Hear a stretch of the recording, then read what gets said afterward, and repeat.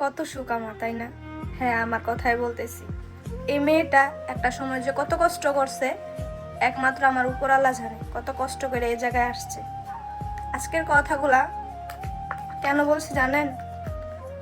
এখন আমার উপরে জাকাত ফরজ হয়েছে, আমি জায়গায় কিনছি, আমি ভালো আছি আলহামদুলিল্লাহ, আল্লাহর কাছে লাখো কোটি শুকরিয়া। আমি এখন আমার মাকে দেওয়ার তৌফিক রাখছি, আমার শ্বশুর শাশুড়ি দেওয়ার আল্লাহ আমার তৌফিক দিছে।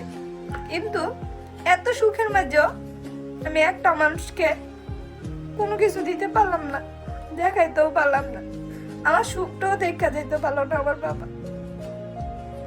আমার বাবার মরার আগে কি কথা বলে গেছে জানো?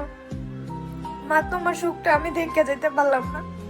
আমার বাবা হয়তো দরিদ্র ছিল, কিন্তু আমার কোনো চাওয়া পাওয়া কখনো কমতি রাখে নাই। চাওয়ার আগে আমার বাবা আমাকে দিয়ে দিছিল।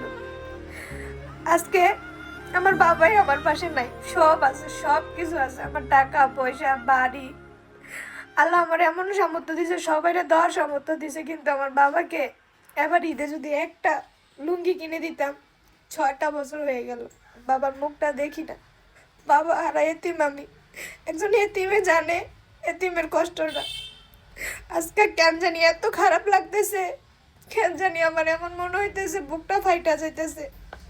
আশেপাশে কত মানুষ দেখি, কিন্তু বাবার সাথে গ্রহণ করতে পারতাছি না, বাবাকে দেখতেছি না।